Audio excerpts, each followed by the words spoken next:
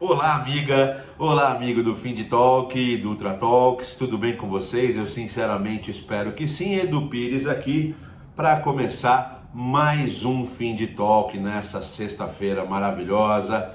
Espero que todos realmente estejam extremamente bem para passar mais um final de semana, dos últimos desse ano, desse desafiador ano de 24, de forma muito intensa e muito feliz.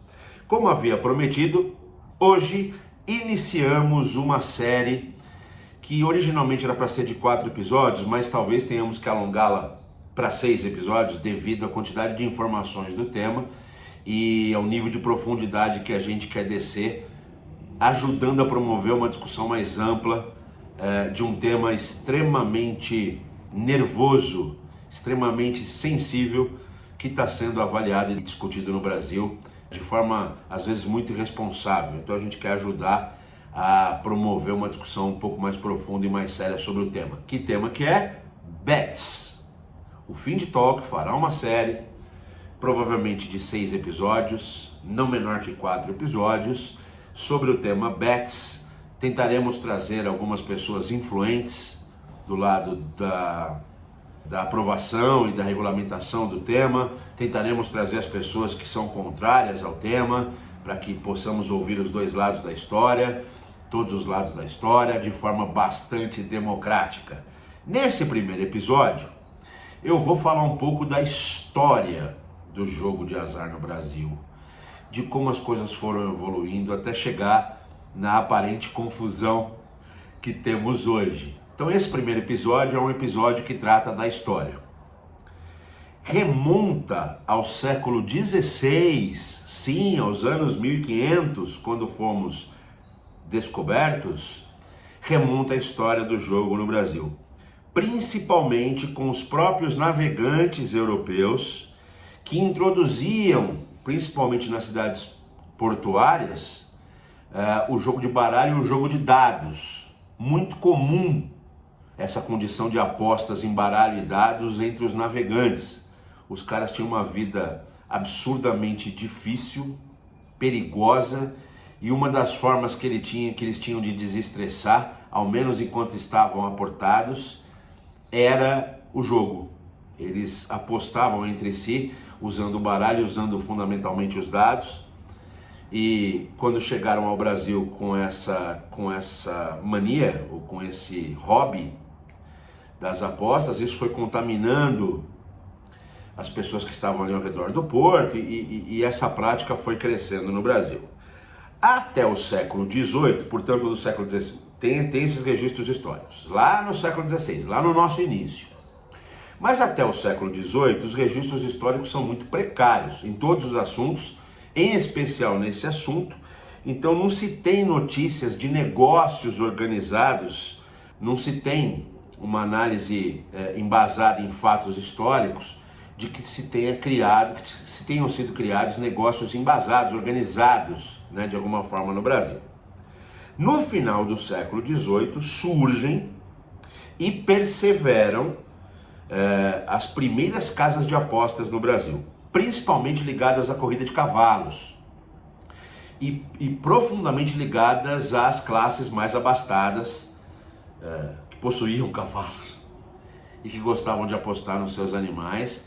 Essa prática se popularizou muito rapidamente, principalmente nas capitais brasileiras, no final do século XVIII, e isso durou bastante, ao final do século XIX, já pelo ano de 1892, o então barão João Batista Viana Drummond, ou o auto-intitulado e único barão de Drummond, um comerciante, empresário, filantropo, nascido em Nova Era, Minas Gerais, vem para o Rio de Janeiro aos 20 anos, para o Rio de Janeiro Imperial, capital do Império, aos 20 anos, e começa a se desenvolver comercialmente, trabalhando em secos e molhados, desenvolvendo lojas de tecido. Depois criou tecelagens no Rio de Janeiro, se fixou ali ao redor do centro do Rio de Janeiro, onde ele quase que fundou, junto com a sua primeira empreitada no ramo de obras, ele praticamente fundou, foi o primeiro benfeitor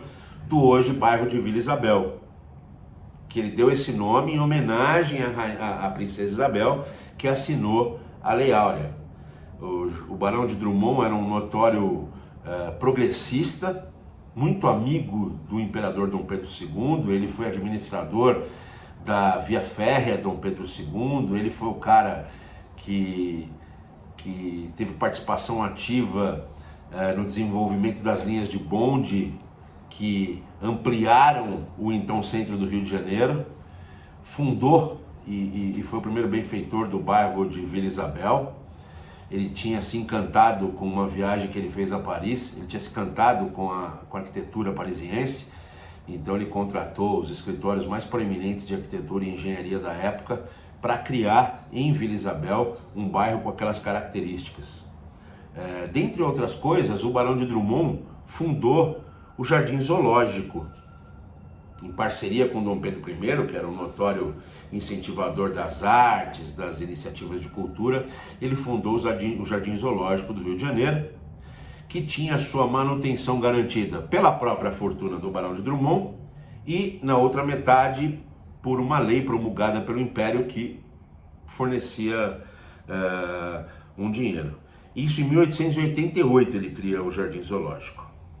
Com a proclamação da República um ano depois, em 1889, obviamente, a parte que cabia ao Império acaba. O Império acaba, obviamente, a parte que cabia ao Império, essa lei assinada por Dom Pedro II, como todas as outras assinadas por ele, foram revogadas pelos republicanos, e o Jardim Zoológico passa a sofrer com muita dificuldade até 1892, quando o criativo, inovador, abolicionista Barão de Drummond decide criar uma mecânica inovadora para atrair mais bilheteria para o jardim.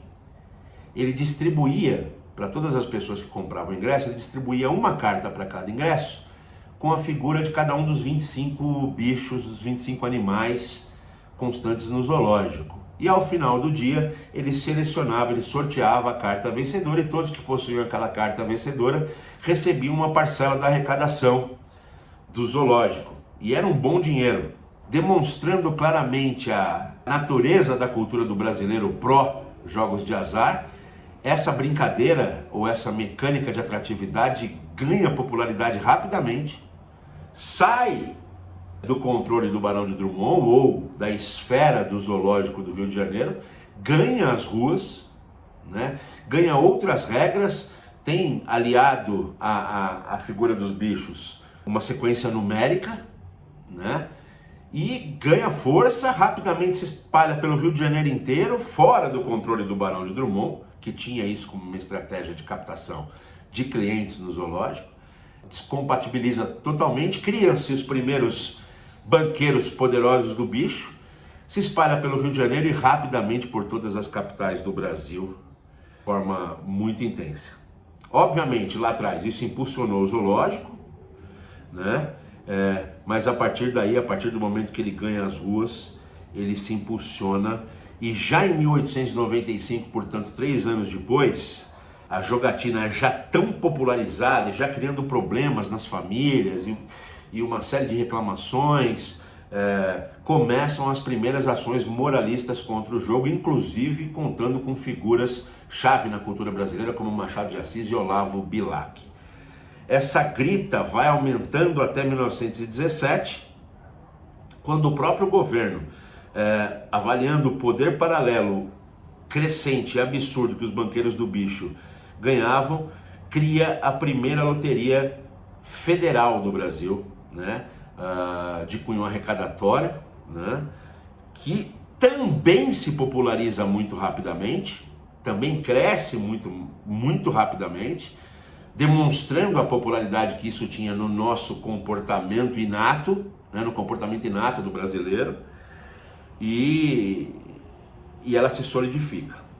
Entre 1900 e o final de 17, vários empreendedores, vendo o sucesso do segmento de apostas no Brasil, implementam uma série de casas de apostas e até cassinos nas principais capitais do Brasil. Só que ainda ao final do próprio ano de 17, o governo de Venceslau Braz, vencido pela pressão dos conservadores, decreta a proibição de jogos, de qualquer tipo de jogos de azar no Brasil. principalmente do bicho jogando esta atividade na clandestinidade. Obviamente a clandestinidade criou uma série de problemas para os banqueiros do bicho, mas não fez com que eles parassem.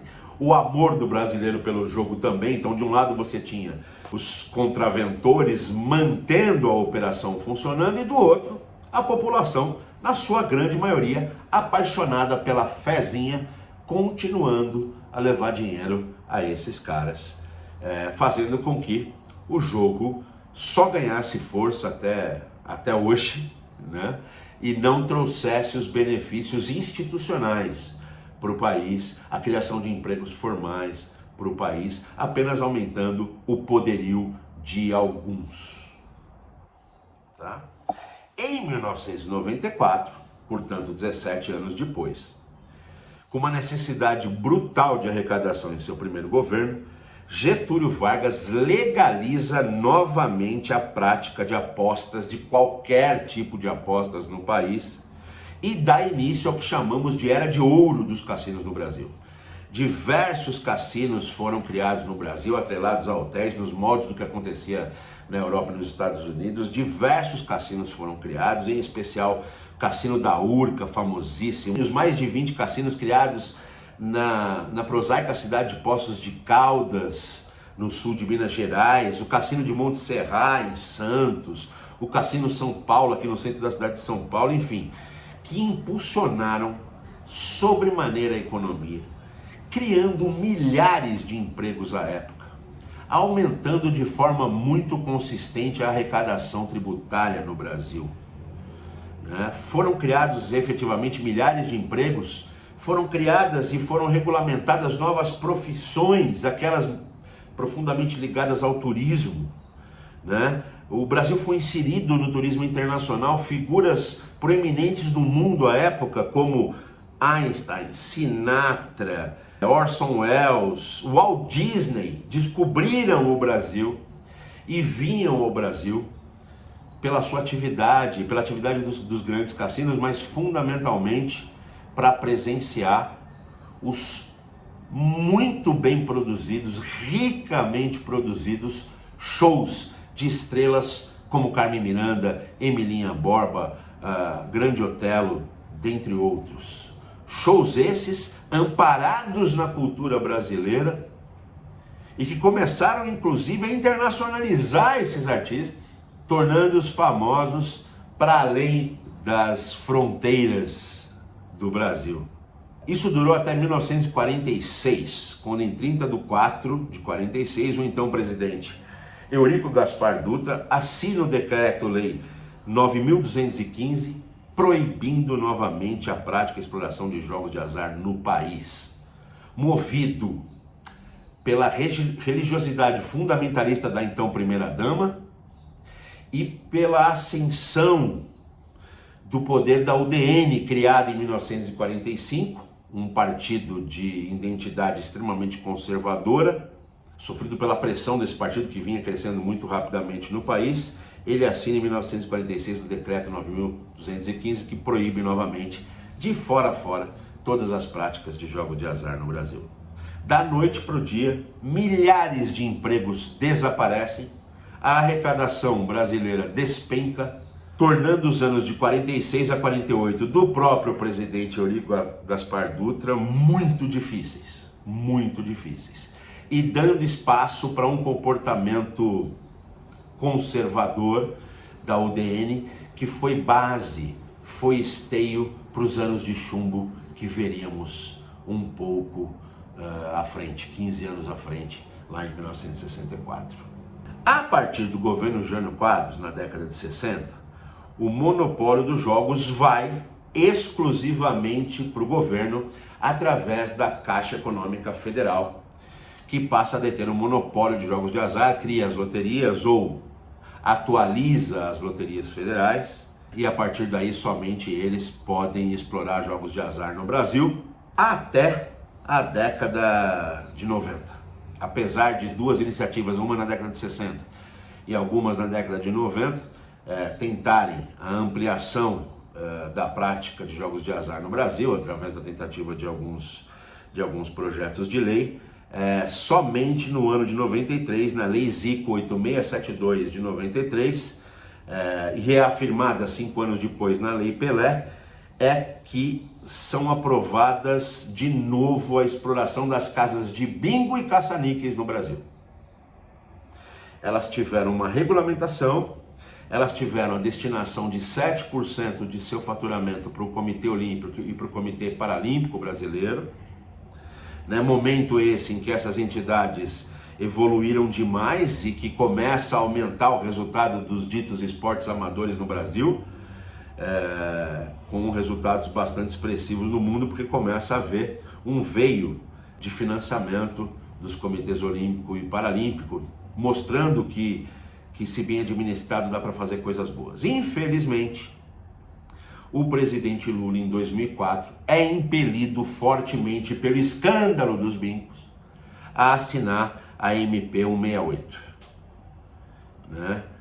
proibindo novamente a exploração de bingos no país. Então, assim, de novo, uma história do boi com carrapato, toca-se fogo no boi, as questões eleitoreiras e as questões de divisão de poder no governo fazem com que se tome uma ação radical, ao invés de uma discussão profunda e madura e profissional sobre o tema. Então, de novo, os bingos são proibidos.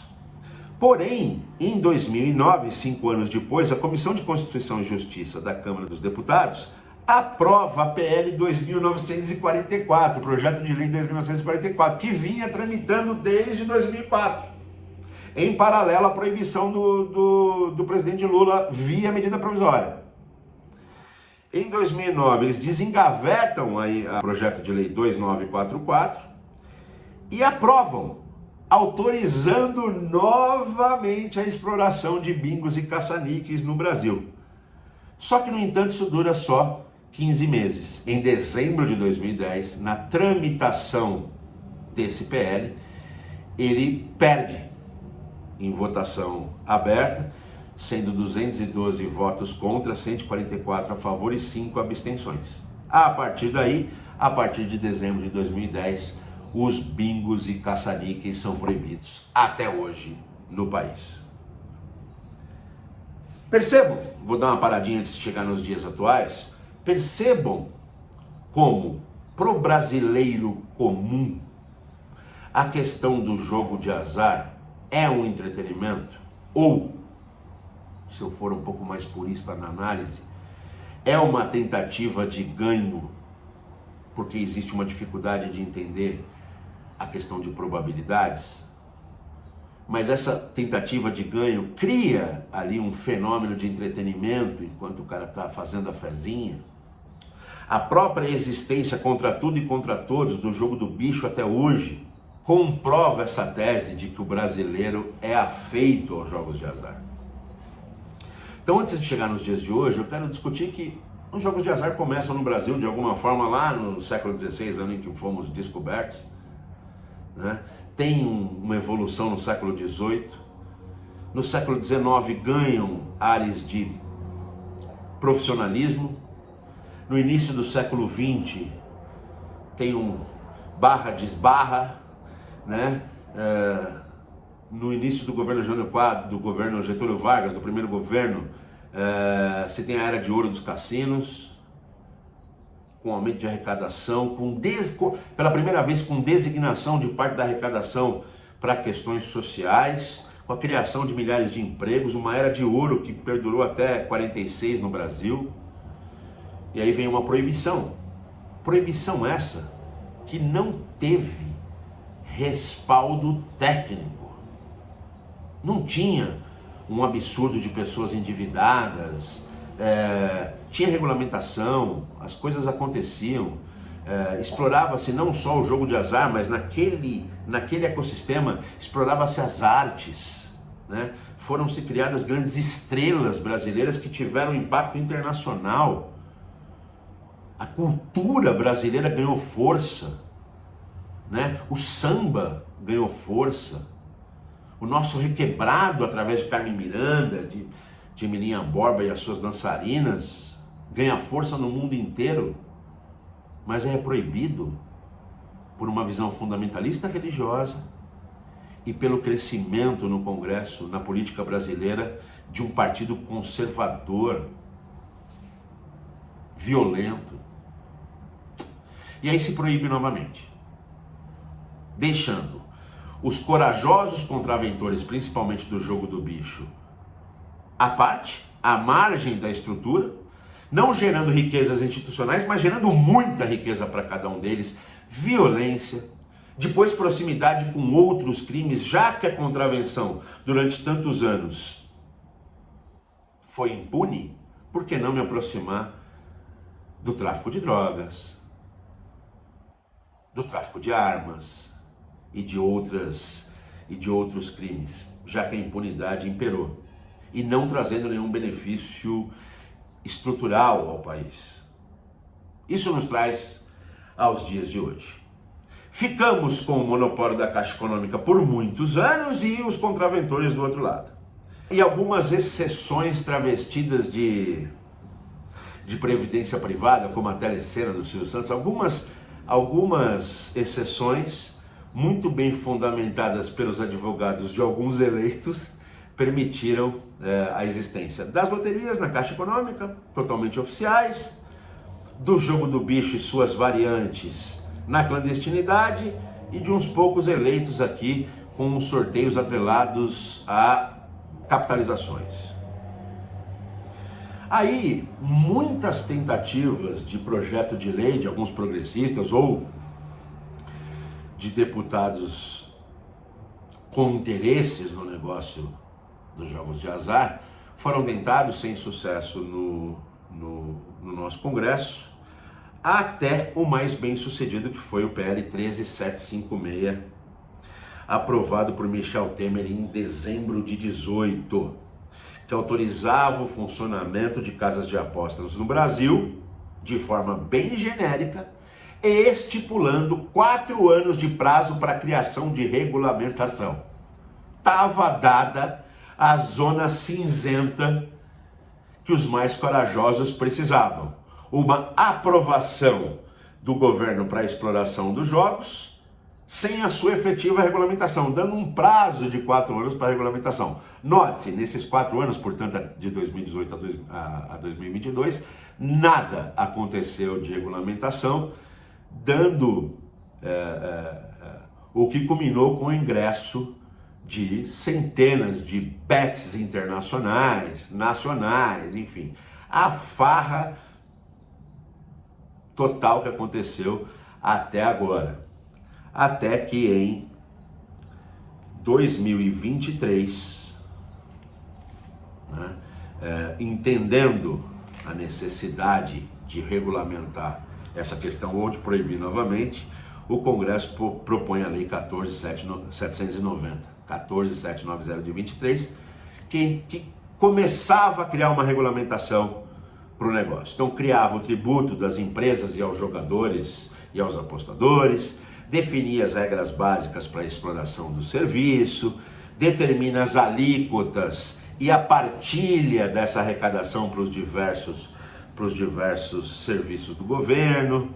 Também cria a SPA, a Secretaria de Prêmios e Apostas, ligadas ao Ministério da Fazenda, que passa a partir de então a granular essa regulamentação, a detalhar essa regulamentação, publicando diversas portarias, principalmente agora no segundo semestre de 2024, portarias essas que passam a ter vigência a partir de janeiro de 25, dando uma cara mais robusta à regulamentação que vai vigir a partir de dezembro de 2025. Quem não tiver solicitado sua regulamentação até então precisará deixar de operar, seja empresa internacional ou seja empresa brasileira, estará na clandestinidade a partir de 2025. Mas antes de falar do que traz a gente até aqui e da discussão enorme que está acontecendo nesse momento, um pouco filosófica, um pouco vazia, um pouco cabo de guerra de interesses, eu gostaria de dizer que a regulamentação brasileira já tem uma base bastante interessante se comparada às regulamentações internacionais de jurisdições que já tem o tema mais maduro. Ela não é absurdamente ruim, não. Ela precisa tratar de temas como a publicidade, ela precisa de tratar de temas de responsabilidade das empresas que exploram esse negócio com o problema da adicção, com o problema do vício em jogo. Então ela precisa direcionar um pouco melhor esses temas, mas a base criada ela não é ruim. As empresas precisarão depositar um belo dinheiro para garantir que as pessoas que são premiadas tenham acesso ao seu prêmio. Então vai ter regulamentação de provisão, já tem regulamentação de provisão. Então precisarão ser empresas estruturadas, precisarão apresentar dinheiro de verdade, depositar no governo esse dinheiro nos mecanismos que o governo vai propor, de forma que ele não consiga fazer Mickey Mouse em contabilidade. Ele precisará ter o dinheiro lá disponível e manter esse dinheiro disponível. Vai ser sempre um percentual do tamanho que ele consiga obter em termos de apostas, para garantir segurança.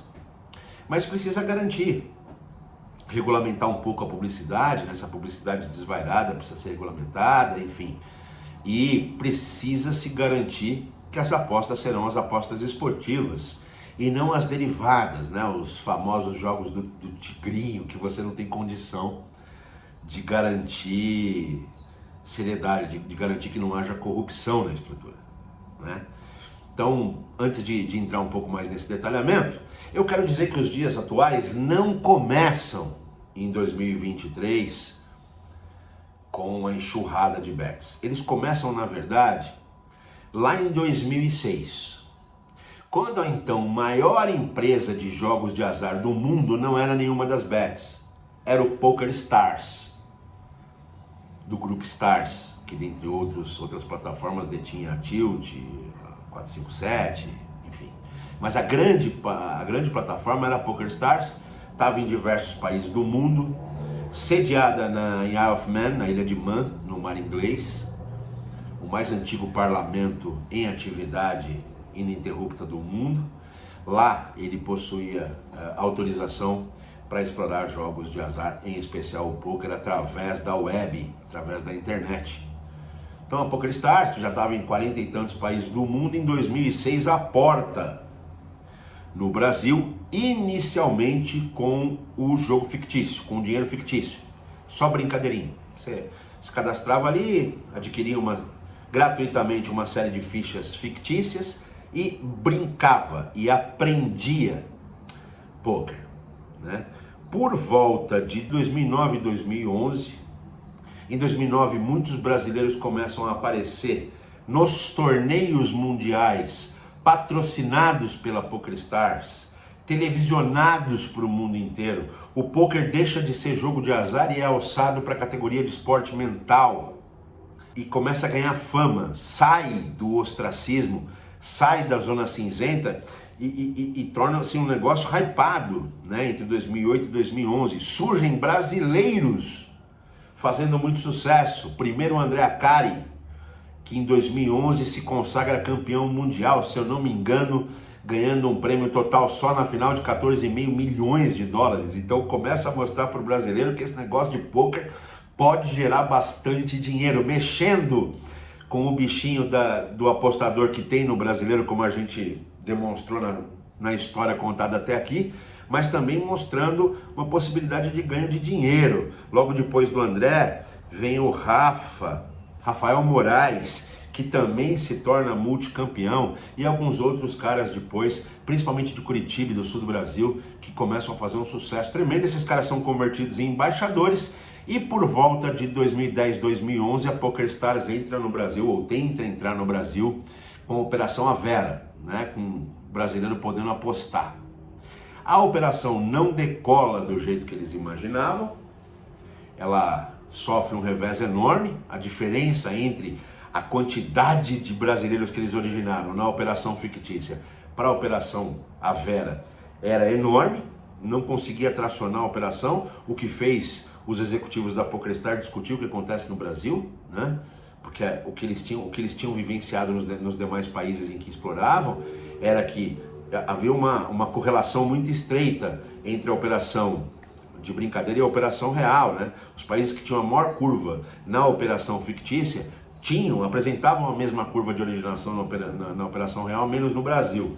Até que depois descobriram que com a ajuda de alguns brasileiros que estavam inseridos nesse negócio lá no início dos anos 2000, descobriram que o problema era o método de pagamento, porque afinal de contas os sites só aceitavam cartão internacional. E como nós sabíamos, naquela época, poucos brasileiros tinham acesso a esse produto.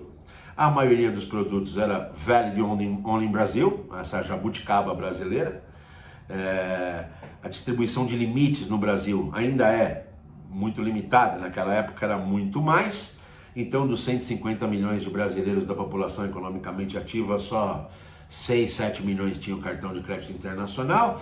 Desses, apenas metade do cartão era internacional de fato, o BIM não era bloqueado lá fora. E normalmente eles estavam nas mãos da maior escala social brasileira, não necessariamente as mesmas pessoas que gostavam do jogo. Por isso o jogo não andava, não era porque ele não era bem quisto no Brasil, ele não andava porque o método de pagamento era errado. Criaram-se algumas facilitadoras internacionais de pagamento, em especial a AstroPay, lá no início dos anos 2000, e a partir daí começa-se a popularizar o jogo de pôquer. Depois mais pessoas foram bancarizadas, teve uma democratização na distribuição de cartões de crédito, mais pessoas obtiveram seus cartões de crédito, e aí o jogo se popularizou e acontecia, mas sempre na zona cinzenta. Se nós, no mercado de pagamentos, quiséssemos prover meios de pagamento para um site internacional desse, éramos pressionados. Eu vivi isso. A gente lá no Banco Bex no início começou a dar liquidez para a própria AstroPay, e a gente sofreu pressões enormes dos banqueiros internacionais, ironicamente de banqueiros internacionais de países onde o cassino é altamente explorado, mas enfim. E aí esses caras foram tendo que ter muito estômago para ir pulando de operador e meios de pagamento, de banco em banco, para conseguir ter as suas operações, até os dias de hoje, quando as bets, na verdade, a aposta esportiva suplantou o pôquer e muito, e os cassinos online também, trazendo a coisa para o cenário de hoje, que será tema do próximo episódio, sexta-feira que vem. Peço que vocês não percam essa série. Foi uma demanda dos nossos espectadores, foi uma demanda da nossa audiência, então estamos estudando muito, estamos trazendo aqui esse tema. Hoje contamos a história até chegar aos dias de hoje. Na semana que vem a gente começa com como é que está o cenário nos dias de hoje. Durante a semana, através do Morning Talks, contaremos para vocês se teremos convidados já nesse episódio ou não. Tá bom? Muito obrigado pela sua atenção e um belíssimo final de semana.